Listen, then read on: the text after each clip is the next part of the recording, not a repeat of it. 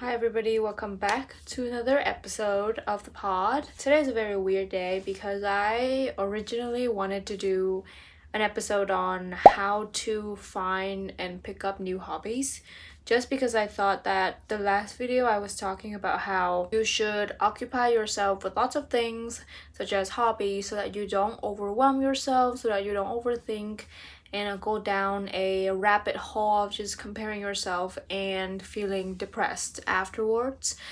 But then it is not a good day for me. Today's been pretty rough. I am on my period, second day on my period. So the mood swings are here and I am feeling a bit ups and downs, and also because I'm on my period, my skin has been breaking out, especially around the mouth area. And that's just making me feeling a bit self-conscious, a teeny tiny bit self-conscious. And although yesterday I did go to lab barefaced, so I didn't put on makeup, and that didn't feel as bad as I thought it would feel, but still I was reminded of how my face looked and my acne looked and just redness overall. I don't know what's going on in terms of skin. I did all the right steps. I am discontinuing the active products. I have not been using vitamin C. I've been gravitating towards a more calming serum, which I will be talking about in a second. But long story short, today is a very rough day, and so I didn't feel like recording a planned episode in that I went off a script. So I thought I would just share with you in terms of what's going on in my life, talking a bit about acne, about books that I've been reading, and also the books that I finished and the books that I'm in the middle of, just doing a monthly favorites before April begins, if you will. So let's get right into it. A bit of an update. I just got back from dinner and we finished school earlier on, and then I spent the rest of the afternoon editing and also filming another video for my TikTok and also doing a bit of work. So that was good that I got everything done, and I'm glad that I got everything done. I edited one video, and it was a video where I filmed a chit chat get unready with me, where I showed you how I do my skincare and just talk about unwinding for the day. And the one thing that I have been thinking of and procrastinating is because in that video you can clearly see my acne and the different scars and the redness and the different breakouts that I have. And when I was recording that video, I didn't feel like it was a bad thing for my, scars and breakouts to be visible on camera. But as I was editing that video, I was feeling a bit self-conscious, you know what I mean? And so I'm like, should I post it? Should I not post it? Should I put in a draft and then wait out and see? But then that's exactly what happens when you let yourself think too much. So I finished editing that, and in one moment of strong will, I decided that I'm gonna post the video.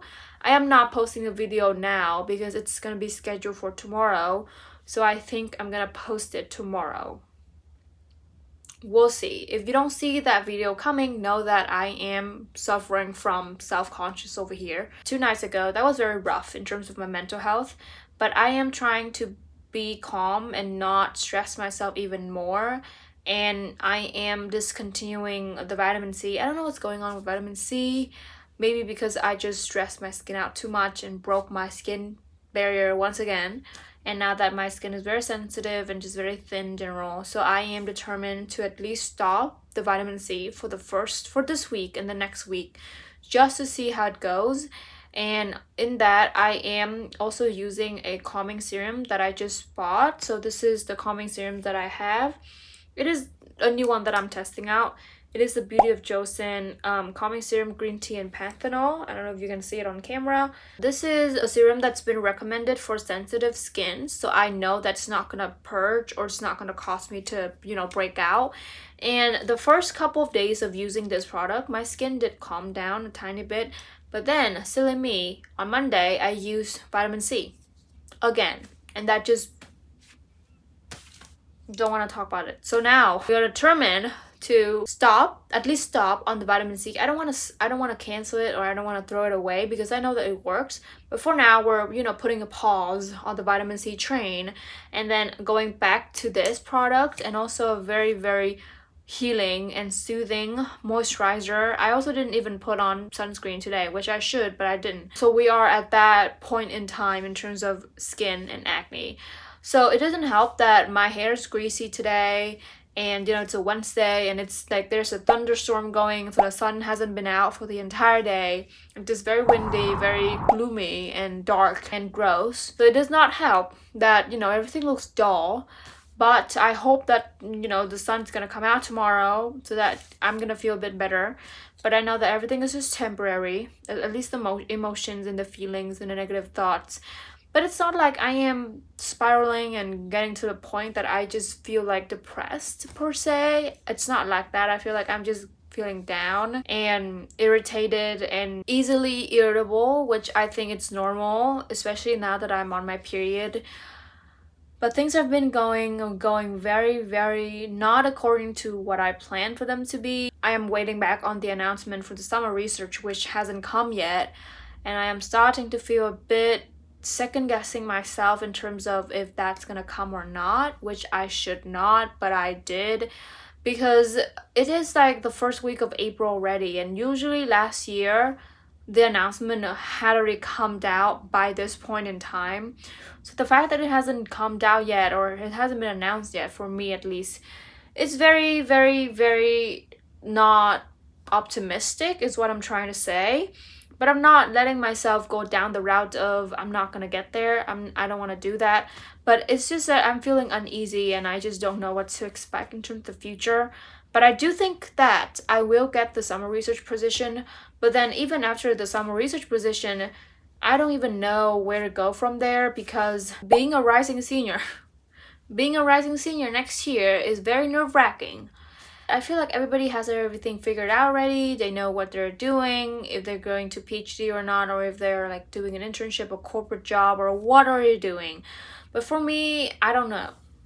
I mean, on one hand, I'm like, I want to do YouTube full-time, and I do want to like do content creation full-time. But then on the other hand, I'm like, I want to test out the corporate life, like working a 9 to 5, having a rather stable income, and just working with people and colleagues and just figuring things out in the corporate world and scientific community. I do want to work in a lab and doing research things, because I do want to learn and be challenged intellectually, but also just as a scientist, you know what I mean? So I think a job in either PhD, that's my backup plan. If I don't get a job before, I don't know, May of next year, I will go PhD. But then I have a job before that, I might work in a corporate life and then see how things turn out. But also, so those are the two kind of polarizing aspects that I'm trying to determine and debate. But then I also just don't know, if I were to go PhD, or if I am to go PhD, which field do I do? I am torn between molecular biology, immunology. So those two fields are my top candidates, but I don't know which to pick. And I know that this is not going to be an important problem like it is in my head, because there's always this opportunity to do an umbrella kind of integrative program. So every single PhD school, I think, has a umbrella program where they let you rotate in between different labs. So it's not like you have to be constricted in one field per se. You can be in like cancer, but you don't have to do only breast cancer or lung cancer. You can jump around, and even you can jump around beyond the cancer department. You can go to molecular biology and immunology. So knowing that I am a very indecisive person and I don't know what I want to do, I think that's something that will be suitable for me. So that's the goal. But I am still, having a lot of doubts and just plans for the future. But I do want to continue creating content full-time. Not full-time, I'm not paid to do this just yet, but part-time, and just building an audience. And I just filmed a TikTok this afternoon about like my journey of a month on TikTok, and doing this for a month and posting things consistently for a month. This actually has been the longest time that I have been very consistent with content creation. I mean, that sounds absurd, but it's actually one of the very few times that I'm actually committed. So that's the good news. At least I know what I want to do in terms of this aspect of my life. But then the rest, I don't know. and I think that's fine. I'm trying to remind myself that and calm myself down and not let myself go down the rabbit hole of like overthinking, and like I mentioned. So, you know, just breathe and remind myself. I mean, in fact, I did a whole 5 minute of affirmations this morning, just sitting there and telling myself and speaking out loud that everything's gonna be okay. It's like speaking things into existence. But it helps for me at least. But you know, acne and just plans for the future are two things that I am kind of not feeling 100% about, but then I'm not letting it deter me from doing whatever I want to do. One thing about dealing with acne is that it messes with you like on such a psychological level. Even though I've been dealing with this for like 6 years or so already, it's still very hard. And I thought that time would heal, or at least would make me stronger and more tolerant to these issues, but still they are very, very painful. And although one difference that I realized and I noticed this time around in terms of dealing with acne compared to like many years and years ago is that even though I don't feel comfortable going barefaced, even if I do go barefaced, I don't feel like it's the end of the world. Like yesterday, before heading out of the house, I thought it's gonna be like horrible. You know, I thought that I'm gonna feel like shit and not be able to compose myself and feel confident and calm in the lab because I didn't have any makeup on. And I thought that in lab, I'm gonna be preoccupied with like nitpicking and focusing on my face the entire time. But turns out it's not like that. I was not distracted for once in terms of my skin, and I was not thinking about how other people would view my skin and my acne and different problems and things like that, but I was rather focused on my work and doing my job and just lab. And also, even after lab, I had to meet with my professor yesterday's afternoon. Although I did feel a bit uncomfortable when I first like heading out, and I was afraid and, you know, nervous that that's the only thing that she's gonna notice on my face. But turns out, when we were mid-conversation, I just got carried away, and that's the last thing that was on my mind. So, you know, that could be a positive sign to show that I've been making progress in terms of that aspect of identity and self-esteem. The before doing things, like the before heading out of the house, the before meeting with professor, before doing the lab, the before going out into the world barefaced, that's the most challenging and difficult and eating away at the self part of the entire thing. But then the actual like being outside the house was not as bad as I thought, so that's good. The next thing that I do want to talk about is just the different books, maybe sharing some of the different books that I've been reading and I just finished. And lately I've been just like walking around campus and just not buying books, taking books and borrowing books. I have this little stack right over here. These are the books that I've been collecting over the past just couple of days. And I know it looks a lot, but this is from my library, so it's not in fact my own books. I didn't buy it using my own money, but I just have been collecting a lot of books and reading a lot of books. Although one thing is that I finished this book before April started. So, I mean, this should have been in my March reading wrap-up, but it did not because I finished recording that video even before I checked out this book. But yeah, this is the Book Censor's library, and it's from my library at my school. And I picked it up because I thought the cover looked interesting and just the title looked interesting. And when I first started reading this, I didn't know what it was about. I didn't know what to expect, so I went in a bit blind, and turns out it was better than I thought. Although I would say that the ending kind of took me by surprise, and I still don't know what to make of the ending itself. But the entire process of reading this book was very, very pleasant. It is actually about a book censor whose job is to censor books. So like, he censors book based on the different guidelines that were sent out to him. There's an entire manual in this book about things to do as a book censor and things to censor. I'm gonna read you an excerpt. So here, the book censor's manual for correct reading. A thing is what it is. A word means itself, and every word has only one meaning, which is the meaning approved by the censorship authority. So the censorship authority is this kind of system that puts out the different things or guidelines for book censors to follow and kind of sort the books and kind of categorize and ban the books and just having a guidelines of which books to ban and which book not to ban.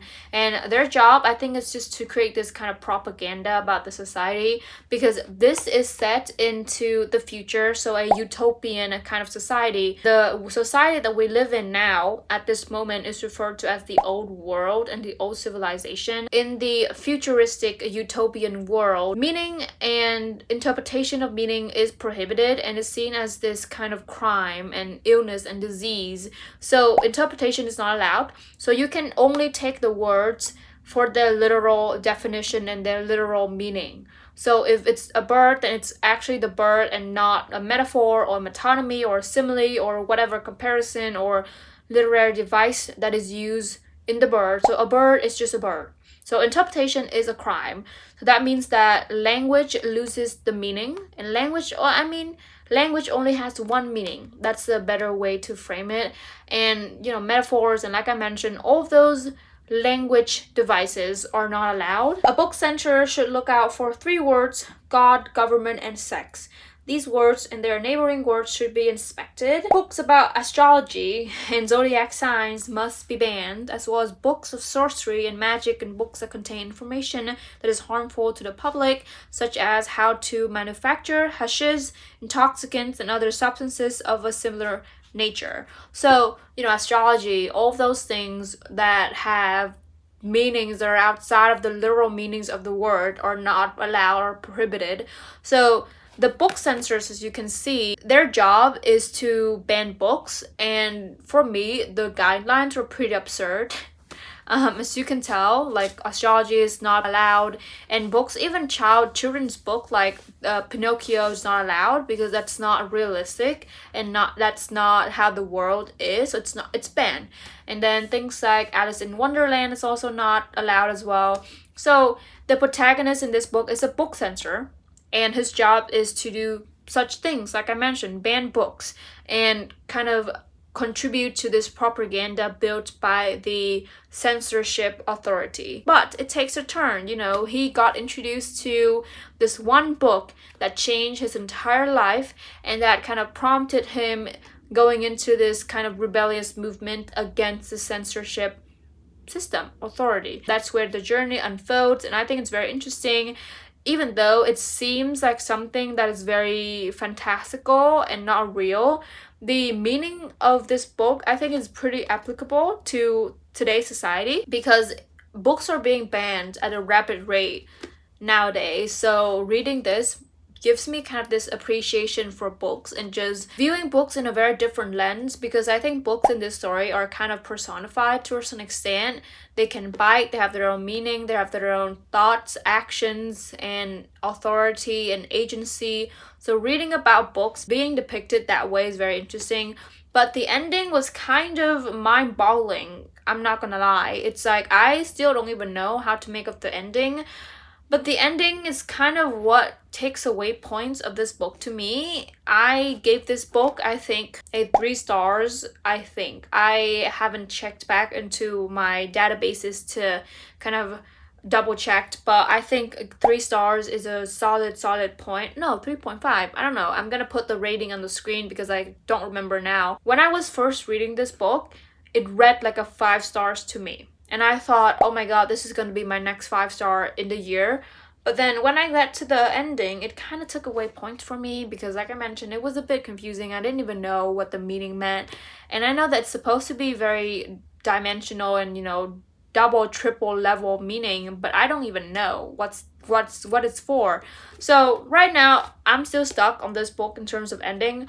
But I recommend, highly recommend checking this book out. It is amazing. The different tension and the nuances, intricacies, and just the different internal battles that the protagonist has to go through is just like chef kiss and just so realistic, but also not realistic at the same time. Beautiful, beautiful work. And then one thing that I'm reading. So when I picked up the book Censor's library, I also picked up this book. It is called Tripping on Utopia. It is a book about psychedelics, so hallucinogens and just drugs, and basically drugs, and talking about like the history of psychedelics and the birth of it, and talking about these two figures, Margaret Mead and Gregory Bateson. I hope I'm pronouncing their names correctly, but they're the people who kind of set the foundation to the science of psychedelics, and they're the first people to kind of pioneer this notion of psychedelics and expansions of the human's consciousness and the senses. And the main reason behind why they started this entire movement in the first place is because they believed there should be a culture that accommodates to every single human being. Because we know how we have cultured in different cultures kind of cater to a very specific groups of people, like Asian, only Asian people, or woman, female, things like that, only a very certain groups of people. And they thought that there must be a culture out there that can accommodate to every single human being, and they firmly believe that this culture that they're working towards, or the culture behind psychedelic drugs, can actually accommodate to every person and every human being in society. And I think that was very interesting kind of thought, and their ideology was revolutionary at that time, and I could see how. It was set in the 1920s and the 1930s, and that's when the World War One is brewing up, the Great Depression just passed, and everything like that. So lots of instability, but also a ground for scientific breakthrough and just innovations, and people having many thoughts and questioning the system. It's the perfect place for the birth of psychedelic drugs. I am still like making my way through. I am at the 40 pages.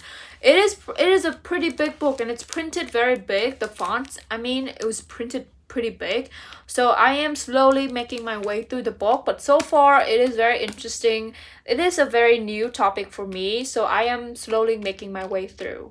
But highly recommend so far. From the first 40 pages, very interesting, and just learning about these drugs, especially from like the indigenous perspective, because Margaret Mead and Gregory Bateson, they did their research in the indigenous tribes and communities. So because that's where I think the first use of psychedelic drugs was confirmed and identified.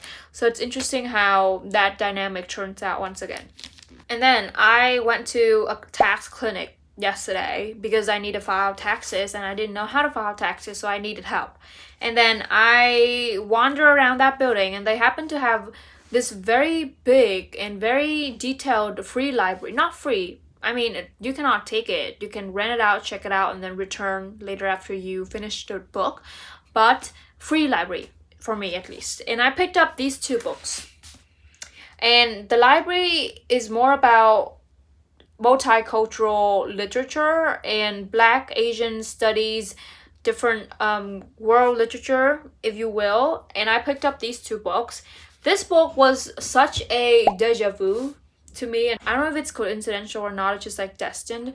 But this is Tommy Orange, and I first heard about this book when I was watching the Plant-Based Bride. She is a booktuber on YouTube, and she just did her, I think, wrap up, or just showing the different, her top books or something, and she mentioned this.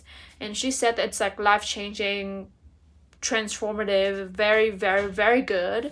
And so when I saw this book, I'm like, I had to pick it up.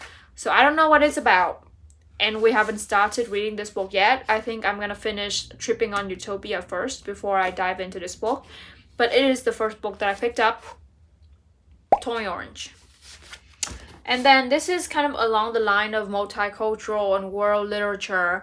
This is, I think, Tomo. Hopefully I'm pronouncing that correctly. But I think this is a Japanese stories, kind of short stories, poetry, collection of novellas, things like that. And all of the short stories, poems, and novellas in this book are set after the Great East Japan earthquake and tsunami of March 11th, 2011. So collection of short stories and specifically an anthology of Japan teen stories. So I'm excited. This is the first book of its kind that I've read. So hopefully it's gonna be interesting, but it looks very interesting to me. And they have like graphics like these that looked very, very, very beautiful. And I'm just excited. I've been picking up a lot of books that have graphics because the book Censor's library also have graphics. And let me show you one that I very, very enjoy. This book is a very dear book. I think I'm going to reread it at some point in the future. But it's just one of those books that we need to read it multiple times before you can grasp the meaning of it. But that's one of the doodles, if you will, sketchings in the book. And it's like throughout the books as well. And so very, very beautiful book. But yes, so those are the books that I am very excited to be reading. These two. Hopefully it's gonna be amazing and I can find some new 5-star reads of the entire year. And then I do have other physical TBRs that I showed in one of my TikTok videos earlier when I first started doing TikTok. But yeah, I have a whole stack of physical TBR that I do need to complete before I move out. So yeah, very interesting. Very, very excited. Just because we're on the point of just talking about books, I have been having this urge to, read more classics. After I read Circe by Madeline Miller, it just kind of started this urge to learn more about classics. And I was thinking of doing a month where I incorporated some of the classics literature in my, physical TBR. And so that's just a thought. And also I've been like following a lot of TikTokers on TikTok who are talking about philosophy, Greek mythology, and just different things, like very abstract, but very interesting things. So I thought I need to maybe educate myself more on that. But that's something that I'm still debating on because I do need to complete my TBR before I move out. And we are moving out after spring semester is finished. So that is, I think, the middle of May. So after I think my finals are on the first week of May, and then we move out second week of May, and then the research starts the end of May up until the beginning of August. So just one final note before I let you go, and then I'm gonna go shower and do my everything shower. But it's been 1 month of me posting on TikTok. That's crazy. And I didn't think that's gonna go this fast, but I've just been feeling very grateful. And I was going through the metrics and the statistics on my TikTok, and even though I'm still starting out, but I feel like I've been very enjoying making content. And I know that this content creation sprint that I'm having can also be because I'm starting out, and so that means that I have more inspiration to create. But then as time goes on, I can definitely see myself getting tired and bored of it, especially in finals and exams and essays and stuff. But so far it's been very good, and I am working very hard to save up some money to invest in a very good quality camera to maybe replace this setup with a camera and a mic and just things like that. Also, I've been investing in the editing skills for my YouTube channels and YouTube videos in general. So I spent a lot more time editing my video every single week. And last week we had this week, I filmed it last week, but you guys are seeing it on my YouTube channel this week. I think today it's up already. But it's this video where I did my March reading wrap-ups and my April TBR. I spent a long time editing that video, and although it's a rather shorter video than the one that I usually upload, but I spent like 2 full days just editing on the video, and I just forgot to take the thumbnail. I need to remember to take the thumbnail for this video. I'm still, as you can tell, getting into the hang of just content creation. And also I just watched this video from Sarah Caroli. She's a booktuber just talking about books, which is amazing. I love her. Her videos are comfort videos for me. I just watch her videos whenever I'm doing my homework, just lounging around the house and just doing nothing. I just put her videos on in the background, and just it's peaceful, it's calm, it's perfect. But she was talking about how she's just hit like 400,000 subscribers on YouTube, and that to me is such a big milestone. And hearing her talk about how she's been working on YouTube or creating content since 2019, when she was like, no, 2019, yes, 2019. That was like 6 years ago. And oh my god, I mean, that's huge commitment. So that just makes me feel a lot better about my journey and where I'm at, because I'm just starting out and I have like 6 years to go until I can reach to her point and like being a full-time content creator. Because that's also a kind of wake-up call to me, because when I was looking at these YouTubers videos and numbers and followers, I thought that they just blew up overnight, and I think that's a very, very detrimental assumption to have, because that kind of overlooks entirely their hard work and their commitment to their channel. So I need to kind of correct that mentality and take people's commitment and, you know, work more seriously. And that just gives me, hearing her talk about her journey and how difficult it is, but also how rewarding it is as a journey, just keeps me going and just kind of makes me appreciate this time that I have. And also just the fact that I have this kind of platform and I feel comfortable enough to talk to people, talk to a camera and sharing my journey on the internet is such a huge milestone to me. So I already like 1 month into this thing and I'm feeling very, very fulfilled. And I just questioned, like, why didn't I do this sooner? And I know this is the perfect time, but still, I wish that I started this sooner. I wanted to have a YouTube channel like back 3 to 4 years ago, but I never found the courage to do so because A, acne, B, self-conscious, C, I didn't know what to talk about because my life was very not interesting. I was just like studying. So that's maybe kind of this perfect point to wrap up the video, that you know, having hobbies and just experiences and going to work on campus jobs or just joining clubs and organizations and doing debates. I did debates during high school and I loved it. But all of those things, even though they seem to be unnecessaries and they seem like they're not helping you in any shape or form, but in fact, like all those kind of add up and equips you with more life experiences than you can ever have by just studying alone or just doing nothing. And because of that, I grew up to be this very, very interesting person. I think I'm a very interesting person. I have a lot of things to say. I can talk about any topics, literally, because, you know, debate taught me that skill. Debate taught me to defend my argument, talk about things that I don't even know much about, but then having a very, very two-way exchange conversation. And that I think is a very valuable skill. And don't take me wrong, I am still learning to communicate with people because English is not my first language. But that's why I became a tour guide, because I know that this can challenge me in so many different ways, and also become a STEM guide where I work with people and make sure that I can explain scientific definitions and concepts to people who are not understanding those concepts. Those are what I've been working on like 2 years ago. But this year I wanted to focus more on myself and doing the things that I actually wanted to do and not caring about other people's opinions. So that's why I started this YouTube channel, but also my TikTok, just talking about books. And I got back into reading, and I just posted my first kind of video where I talked about my acne, like seriously and officially, and that's the entire new series that I had on my TikTok channel.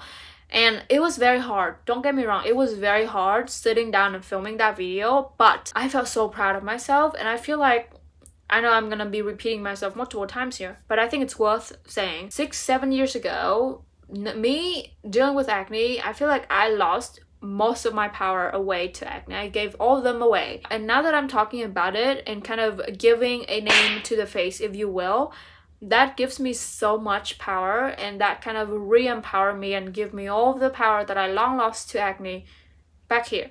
And now everybody knows I have acne, everybody knows I struggles, everybody knows that life's not perfect, and my life at least is not perfect, but I don't care. And that's the whole point of it. So that is one of the most freeing and liberating feelings that I've ever felt, and that's why I'm doing it. But at first it was so hard. Lots of like self-doubts and just second-guessing myself and rapid holings, you know what I mean? So it was a long journey that we have, but 1 month on TikTok, that's awesome. And just that's a wild thing, even though I know it's only 1 month. But for me, a very indecisive, easily distracted person, being able to commit to posting one video per day for the past 28 to 30 days was absolutely insane. I mean, the most absurd thing and the most surprising thing is that I do want to continue doing that. And I know it's a lot of work. And I just spent like 2 hours today just editing video and filming video, and I am spending the extra like hour just recording this video, but it's a lot of work. But don't get me wrong, but it is so rewarding, even though nobody watches me on my YouTube and TikTok, but it's just for me. You know, I'm doing this for me, and that is that. I don't have anything else to say, but it's been great. You know, talking about this kind of makes me feel a lot better now. I don't feel like before I finished and when I first started out. But yes, thank you for listening to me ramping. I am grateful for once again having this corner of the internet to ramble, and I know that the fact that I don't have a lot of followers now mean that I just feel more free to talk about anything that I want. Maybe when I gain a follower or a following, I might feel certain restrictions because, you know, we have responsibilities as public figures to not spread negative ideas. But for now, I'm just by myself, so, you know, I'm free to talk about anything. But yes, it was great. A form of therapy to me. I feel like I don't even need therapy if I have this and my TikTok, so I just yap away. But thank you for listening. I am going to be showering, washing my hair, doing the whole shebang, and, you know, calling it a night. I do want to read a bit. I am reading The Poppy War, and I think I'm on the 200 pages already, or 200 pages-ish into the book, and it's phenomenal. Go read that book. I think it's gonna be a very, very competitive contender for Cersei, but I don't think it's 5-star yet. I don't feel the 5-star feeling yet. I think it's getting there. I'm still halfway through, but I am filming an entire reading vlog for that video on my TikTok channel, and so yeah, if you're interested, follow me on TikTok. But yes, thank you for listening. I'm gonna go to shower, and then hopefully I'll see you next week.